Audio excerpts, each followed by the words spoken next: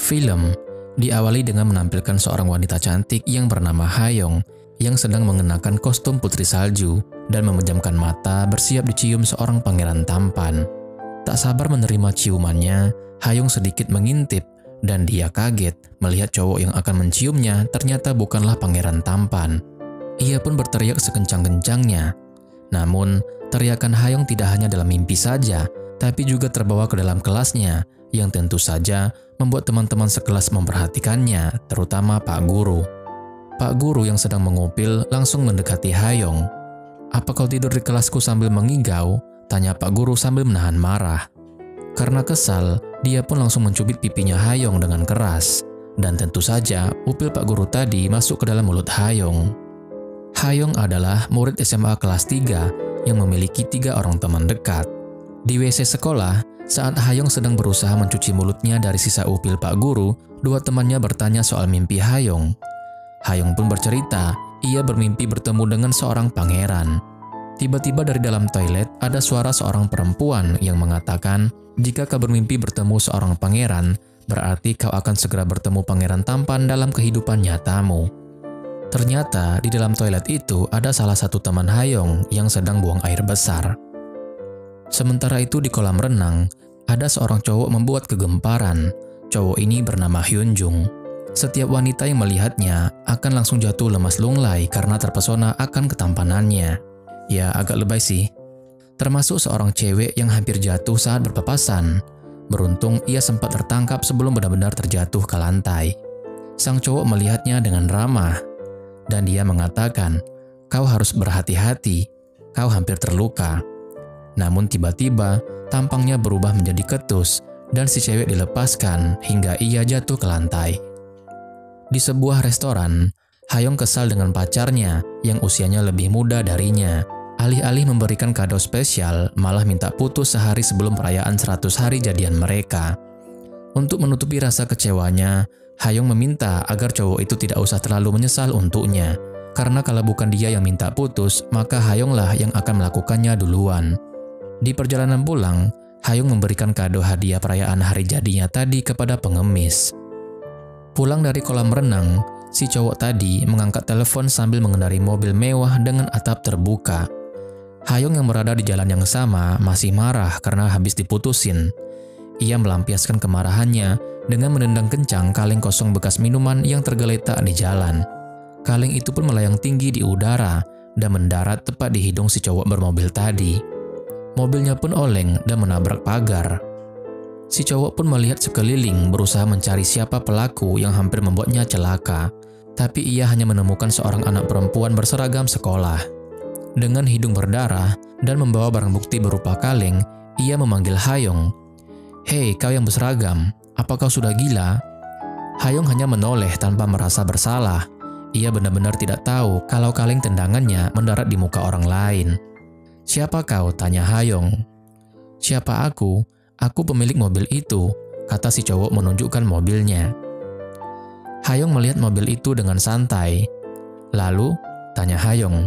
Si cowok mulai tertawa kesal dan mulai bertanya apakah Hayong melempar kaleng dan dijawabnya tidak. Lalu ketika ditanya apakah Hayong menendangnya, Hayong dengan polos mengangguk. Cowok itu mulai marah karena merasa dipermainkan oleh anak kecil yang hampir membunuhnya. Hayong pun tidak kalah galak. Ia tidak merasa ingin membunuh seseorang dan ia sedang dalam suasana hati yang tidak bagus. Jadi ia meminta agar si cowok itu untuk tidak mengganggunya. "Baiklah, karena suasana hatimu sedang tidak bagus, kita langsung ke inti permasalahannya saja. Apa yang akan kau lakukan dengan mobilku?" tanya si cowok. "Kau kelihatannya kaya, bisakah ini kita lupakan saja?" jawab Hayong. Mulai sadar situasinya dan takut diminta ongkos ganti rugi, Hayong mencoba membujuk dan memasang wajah memelas. "Aku ini orang miskin yang busuk." Si cowok pun kekeh minta ganti rugi. Hayong ngedumel sendiri. "Terserah, orang kaya yang tolol dan busuk. Apa katamu?" Ternyata si cowok mendengarnya. "Baiklah, aku akan membayar biaya kerusakannya," jawab Hayong. Tapi begitu tahu dia harus mengganti $3.000, Hayong menjadi kaget dan mengelabui si cowok lalu kabur. Hayong mungkin bisa kabur, tapi tidak dengan dompetnya. Tanpa sengaja, ia menjatuhkan dompet yang berisi kartu pelajarnya. Di kamarnya, Hayong terbangun karena mendengar suara sirine polisi. Ia pun melongo lewat jendelanya. Ia melihat sudah banyak polisi dan anggota polisi yang bersenjata lengkap. Ia telah dikepung. "Kang Hayong, kau ditangkap. Kau pikir bisa pergi begitu saja setelah merusak mobil orang lain?" Terdengar suara polisi memperingatkannya. Hayong pun menjadi panik dan berusaha kabur. Tapi ia buru-buru tiarap karena tiba-tiba peluru polisi masuk berterbangan melewati jendelanya. Hayong lagi-lagi terbangun dengan kaget karena suara dering ponselnya. Ternyata adegan tadi cuma mimpi ya guys. Hayong langsung menjawab teleponnya dan mengatakan bahwa urusan di antara mereka sudah selesai dan meminta agar ia tidak diganggu lagi karena ia menyangka yang menelpon itu adalah mantan pacarnya tadi. Namun, begitu tahu yang menelponnya ternyata adalah Hyunjung, cowok yang mobil mewahnya rusak tadi siang, Hayong pun menjadi ketakutan. Ia pun langsung menutup teleponnya dan baterainya langsung dicabut. Keesokan harinya, teman-teman Hayong merasa heran karena Hayong terlihat murung, padahal hari ini adalah hari jadinya yang ke-100 dengan pacarnya. Hayong memberitahu bahwa ia sudah putus tanpa memberitahukan penyebabnya. Ia kemudian bertanya soal harga mobil mewah, dan ia kaget ketika temannya bilang, untuk goresan kecil saja mobil itu butuh biaya $3.000. Sepulang sekolah, kedua teman Hayong buru-buru lari mendekati kerumunan teman-teman sekolah yang lain karena mengira akan ada pembagian pembalut gratis. Hayong pun tidak mau kalah, ia pun buru-buru mengejarnya. Hayong menjadi kaget, ternyata yang ada di sana adalah tempelan fotokopi kartu pelajarnya dan tulisan peringatan yang minta agar ia keluar dan tidak bersembunyi lagi. Ia pun menjadi marah. Hayong berusaha mencopot semua tempelan kertas. Sebelum akhirnya ia berhenti karena mendengar suara seseorang. Lama tidak berjumpa, Hyunjung pun berdiri bersandar di sebelah kerumunan. "Apa kabar?" kata Hayong yang kaget, mencoba beramah tamah dan tersenyum manis. Teman-teman Hayong hanya bisa terpana melihat Hyunjung yang ganteng. Begitu Hyunjung mendekati Hayong dan memanggulnya, teman-temannya malah menjerit senang tanpa menolongnya. "Tolong aku!" teriak Hayong, tapi teman-temannya tidak ada yang menolongnya. Hayong terpaksa ikut ke mobil Hyunjung. Hayong bertanya, mereka akan pergi kemana? Hyunjung pun menjawab santai, hari yang indah untuk pergi ke kantor polisi. Hayong mulai membayangkan dirinya disiksa oleh polisi. Atau haruskah kita pergi ke gunung? Hayong pun kembali membayangkan ia akan dikubur hidup-hidup. "Tolong jangan bunuh aku," kata Hayong membelas. Hyunjung pun berkata ia tidak akan membunuhnya, cukup ganti dengan uang $3.000 saja. Hayong menjawab dengan sedih bahwa ia hanya anak SMA yang miskin dan tidak punya uang, dan tidak punya jalan untuk membayar uang itu. Hayong dibawa ke sebuah restoran, dan ia disodori surat perjanjian yang berisi ia akan mengganti $30 sehari selama 100 hari, dan totalnya nanti akan menjumlah $3.000. Membaca judulnya saja, yaitu persetujuan perbudakan, Hayong tidak mau, tapi ia tidak berkutik waktu Hyunjung mengancam akan meminta uang kepada orang tuanya. Akhirnya, Hayong pun menandatangani surat perjanjian itu. Hyunjung pun merebut kertas yang telah ditandatangani itu. Ia juga mengatakan bahwa ia akan mengembalikan kartu pelajar Hayong jika kesepakatan mereka telah selesai. Tidak lama kemudian, makanan pun datang. Hayong terlihat senang, tapi senyumnya langsung hilang ketika tahu makanan itu bukan untuknya. Ia diberikan kartu kredit untuk membeli kue dan makan di meja yang berbeda, karena Hyunjung tidak mau semeja dengan budak, tanpa lupa memperingatkan agar Hayong jangan makan terlalu banyak. Balas dendam, di meja tersendiri dan bebas dari pandangan Hyunjung, Hayong justru memesan banyak makanan. Hayong pulang dengan senyum dan perut kekenyangan. Ia mulai berbaring di kamarnya dan dengan santai mengangkat teleponnya yang berbunyi. Di seberang telepon, Hyunjung memarahinya karena mengangkat teleponnya dengan cara yang tidak sopan, yaitu sambil tiduran. Hayong pun menjadi kaget, langsung duduk dan menengok kanan kiri. Ia heran bagaimana Hyunjung bisa tahu, dan Hayong lebih kaget lagi saat ia tahu ternyata Hyunjung tinggal tepat di seberang jendela kamarnya. Di sekolah, teman-teman bertanya pada Hayong karena ia bisa kenal dengan cowok tampan dan juga kaya, dan mereka mengatakan bahwa mimpi Hayong menjadi kenyataan. Ia pun membual, Hyung bilang Hyunjung memang baik dan tampan, tapi ia menolak jika ia dianggap pangerannya. Hyung juga bercerita bahwa Hyunjung mengajaknya makan malam di restoran mewah, berkeliling dengan mobilnya, sampai akhirnya mengantarnya pulang. Bahkan, Hyunjung rela menjadi budaknya Hyung. Semua ceritanya kebalikan dari kenyataannya. Ceritanya berhenti saat ada SMS masuk ke ponselnya. "Bukankah sudah kubilang agar kau segera membalas panggilanku secepatnya?" Hyunjung marah-marah. "Maafkan aku tadi ada kelas," jawab Hyung berbisik di pojokan WC. "Kenapa kau malah menelponku? Cepat datang ke tempatku sekarang," perintah Hyunjung. "Apa? Aku masih ada 2 jam pelajaran lagi," tapi teleponnya keburu ditutup. Kesal, Hyung menendang pintu WC, sehingga teman-teman yang mengupingnya di balik pintu terpental. Ia buru-buru pergi dan mengacukan pertanyaan teman-temannya. Hyung lalu menyemprotkan parfum ke matanya, sehingga matanya memerah, dan dengan cara itu ia bisa mendapatkan izin pulang lebih cepat dari guru. Hyung mendatangi apartemen Hyunjung. Ia tidak bersemangat ketika dari dalam Hyunjung meminta password. "Aku sedang tidak mood," jawab Hyung. Tapi Hyunjung tetap memaksanya untuk berakting Sailor Moon sebagai password, dan Hyung tidak punya pilihan. Saat bergaya menirukan Sailor Moon, tetangga depan kamar Hyunjung yang baru keluar dari lift langsung kelihatan kaget dan takut, lalu terburu-buru masuk ke apartemennya. Karena ayahnya akan datang, Hyung hari itu diminta membereskan apartemen Hyunjung dalam waktu 1 jam, sementara Hyunjung menjemput si ayah. Ia pun mulai memasang alarm dan menyalakan CD player dengan keras. Hyung memulai kerja baktinya dari kamar tidur. Dia menemukan majalah dewasa di kolong tempat tidur dan sempat sedikit menirukan pose-pose di majalah. Lalu berlanjut ke ruang tamu, dapur, dan mencuci pakaian. Kemudian bel pintu berbunyi hampir berbarengan dengan alarm jam. Karena panik, refleks Hyung melempar lap yang ternyata mengenai ayah Hyunjung yang baru saja masuk. Ayahnya pun kaget dan bertanya apakah Hyunjung berkencan dengan anak kecil. Hyunjung menjawab dengan santai bahwa Hyung adalah pembantunya. Hyung lalu disuruh pulang dan Hyunjung tidak lupa memberikan uang. Saat di lift, Hyung kembali bertemu dengan tetangga depan apartemen Hyunjung. Melihat pakaian lusuh, kaos kaki sobek-sobek, memegang selembar uang, mengibaskan tangan dengan telunjuk dan jempol membentuk huruf O, kemudian menjilat-jilat bibir dan melemaskan rahang, si tetangga langsung mikir yang bukan-bukan dan ia langsung syok. Besoknya, Hyung kembali menjalankan perjanjian perbudakannya. Ia membantu tugas-tugas kuliah Hyunjung, sementara Hyunjung sendiri main game. Ia juga menemaninya berbelanja, tepatnya membawa belanjaan. Menemani nonton, sebenarnya kebagian membelikan setiap makanan permintaan Hyunjung, hingga Hyung gak sempat untuk nonton. Tapi seperti biasa, setiap pulang, Hyunjung selalu memberikan uang untuk membelikan kue keberuntungan. Begitu selalu katanya. Saat pulang di depan apartemennya, Hyung melihat ayahnya lewat dan menabrak mobil di depannya. Lalu ia menemani ayahnya ke bengkel untuk memperbaiki mobil ayahnya.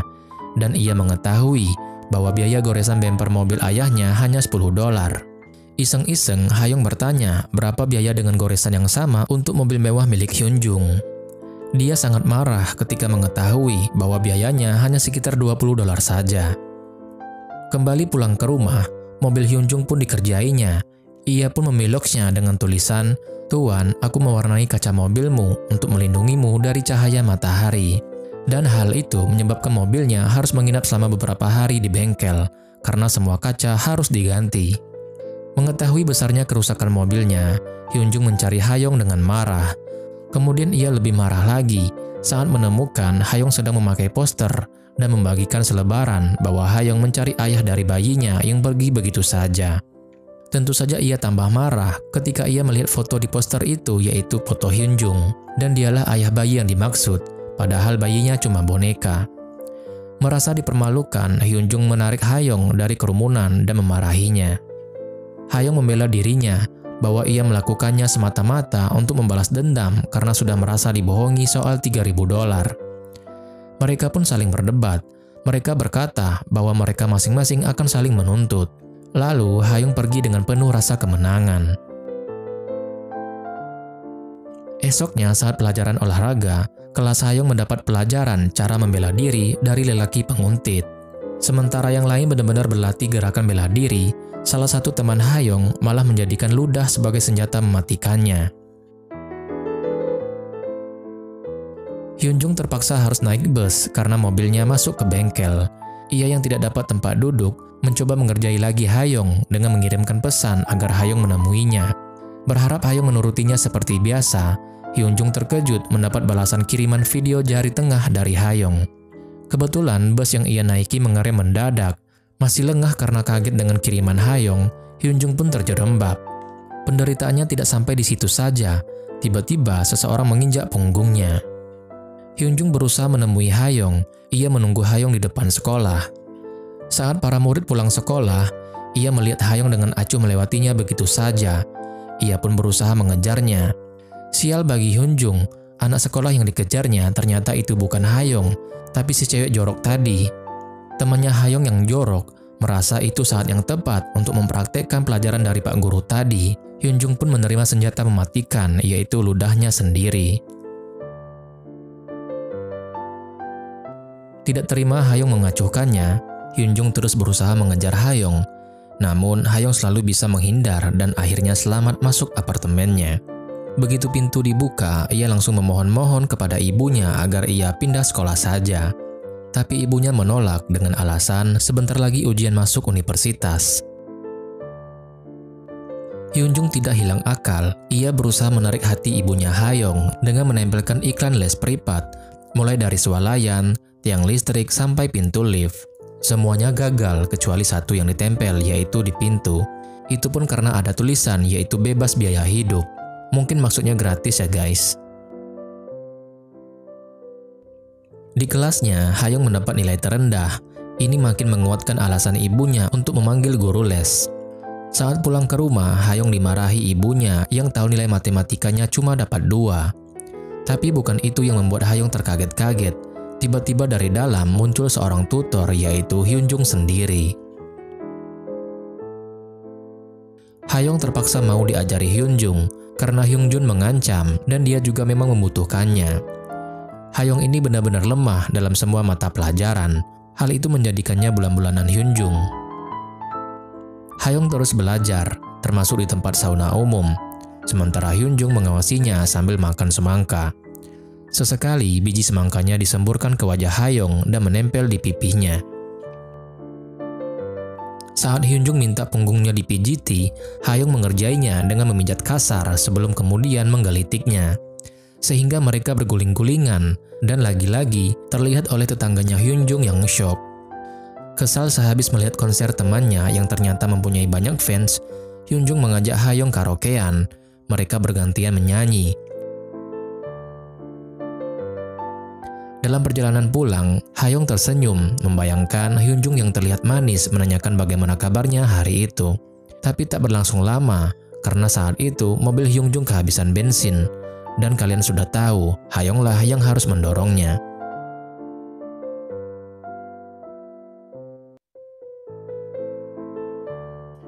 Sesampainya di halaman apartemen mereka, saat keluar dari mobil, hujan pun mulai turun. Hayong yang membawa payung lalu memayungi Hyunjung dan berkata bahwa rambut akan rontok kalau kena air hujan. Hyunjung lalu mengambil payung dari Hayong dan dia pun meninggalkan Hayong yang kehujanan.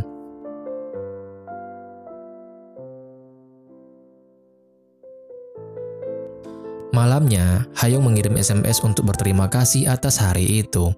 Hyunjung hendak membalas bahwa hari itu juga menyenangkan baginya dan mengucapkan semoga Hayong mimpi indah. Tapi yang dikirimkan ternyata hanya kata oke. Hayong pun kecewa. Ternyata guys, saat ini Hayong sudah mulai suka dengan Hyunjung.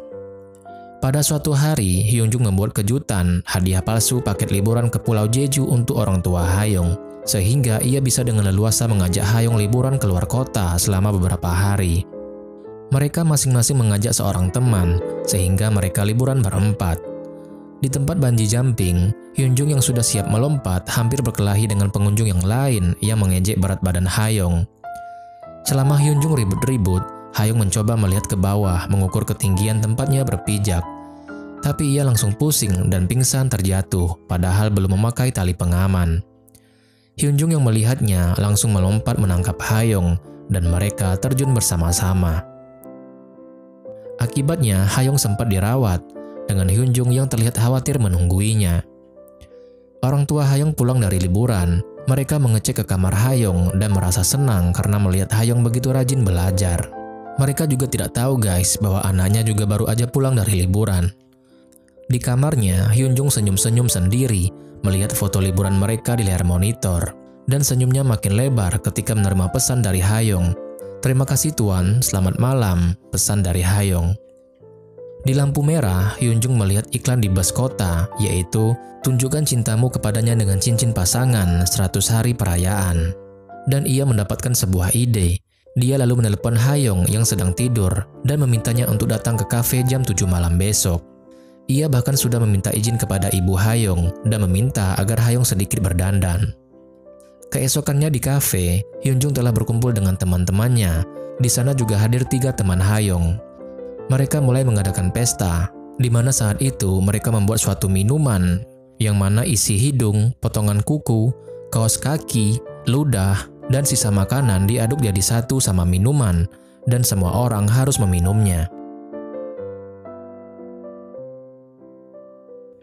Giliran Hayoung yang bakal minum, bersiap untuk meminumnya dengan memejamkan mata. Ia tidak mau melihat isinya. Hyunjung pun langsung merebut dan meminum habis isinya.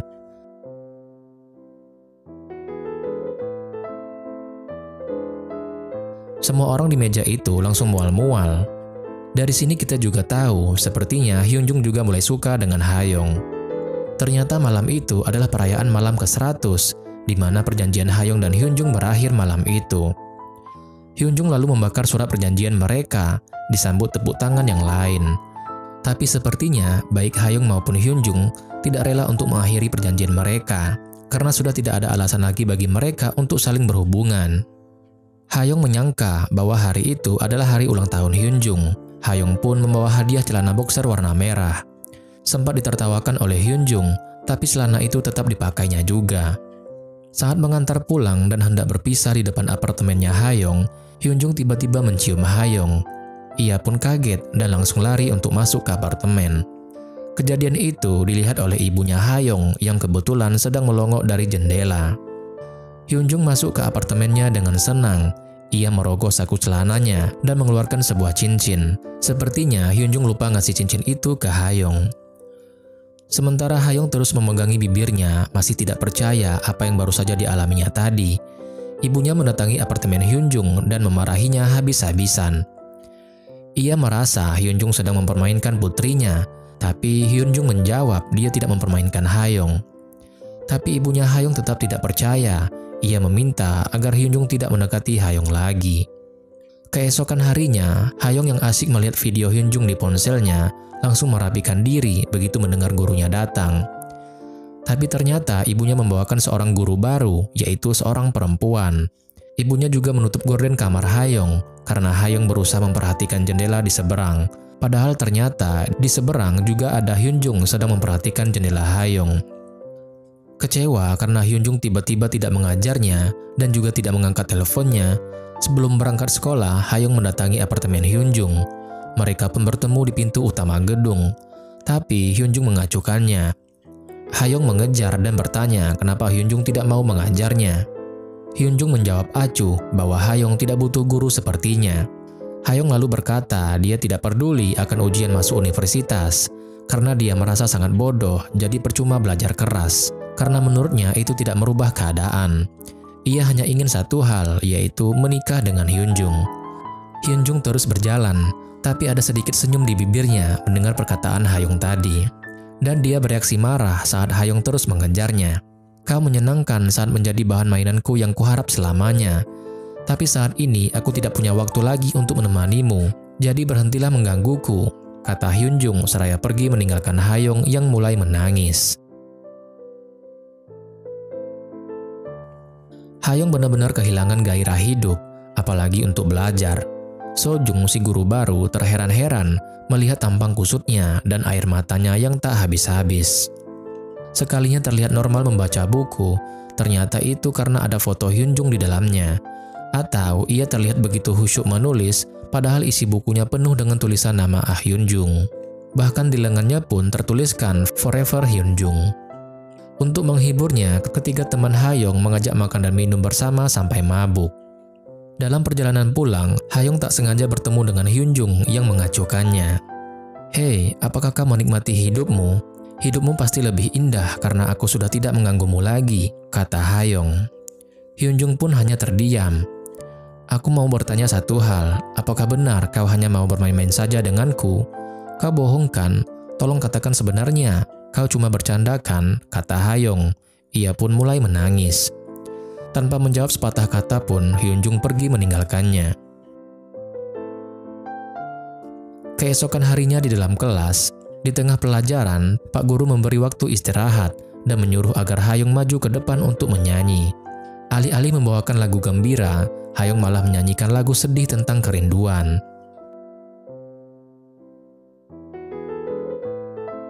Di tempat lain, Hyun-jung membaca ukiran di cincin yang dipegangnya, yaitu Forever Ha dan Ye. Cincin ini adalah cincin yang seharusnya ia berikan buat Hayoung dulu, tapi ia belum sempat memberikannya. Di belakangnya tampak beberapa orang yang sedang membereskan barang-barang. Saat pulang ke apartemennya, Hayoung melihat ada surat di kotak surat yang ditujukan kepadanya. Begitu amplopnya disobek, ada cincin yang terjatuh dari dalamnya. Membaca ukiran di cincin itu, Hayoung pun menangis dan langsung berlari menembus hujan menuju apartemen di seberangnya. Karena tak sabar menunggu lift, ia pun rela berlari menaiki tangga. Tapi ia tidak menemukan apapun di apartemen Hyun-jung. Apartemen itu dalam keadaan kosong tanpa ada apapun. Sepertinya Hyun-jung telah pindah dari tempat itu.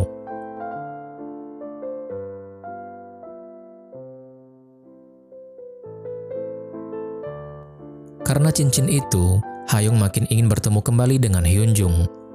Saat belajar, Hayoung selalu merasa ada Hyun-jung di dekatnya tengah menyuruhnya untuk rajin belajar. Ia lalu bertanya kepada Sojung, gurunya, "Apakah jika aku bersungguh-sungguh terhadap sesuatu, aku bisa mendapatkannya?" Sojung menjawab dengan anggukan. "Dapatkah kamu membantuku masuk kuliah?" tanya Hayoung. "Tentu saja," jawab si guru. Lalu mereka pun melakukan janji kelingking. Ceritanya, Hayoung dapat ide bahwa satu-satunya cara agar dia bisa dekat dengan Hyun-jung lagi adalah dengan berkuliah di tempat yang sama dengan Hyun-jung, dan ia pun berusaha keras untuk mewujudkannya. Di kelas, saat teman-temannya bermalas-malasan, Hayoung tetap tekun belajar. Ia terus rajin belajar bahkan sampai mimisan. Di sini terlihat foto Hyun-jung jadi penyemangat belajar bagi Hayoung. Hari ujian pun tiba, Hayoung terlihat serius mengisi lembar jawaban. Tibalah hari pengumuman kelulusan. Setelah melihat papan pengumuman kelulusan, Hayoung terlihat kecewa karena tidak ada namanya di sana, dan dia pun berjalan pelan pulang. Di warung soju, Hayoung dan Sojung minum bersama. Sojung bilang agar Hayoung jangan bersedih hanya gara-gara ditolak sama satu universitas. Masih banyak kesempatan lainnya. Ia saja sudah 5 kali ditolak.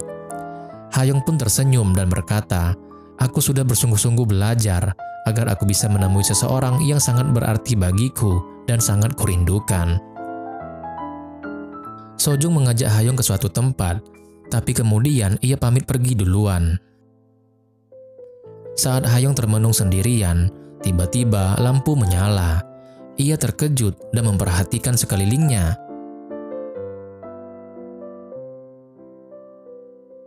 Sampai tiba-tiba, sosok Hyun-jung sudah berdiri di depannya. "Kau tidak lolos?" tanya Hyun-jung. "Tidak," jawab Hayoung. "Bukankah kau sudah kusuruh belajar?"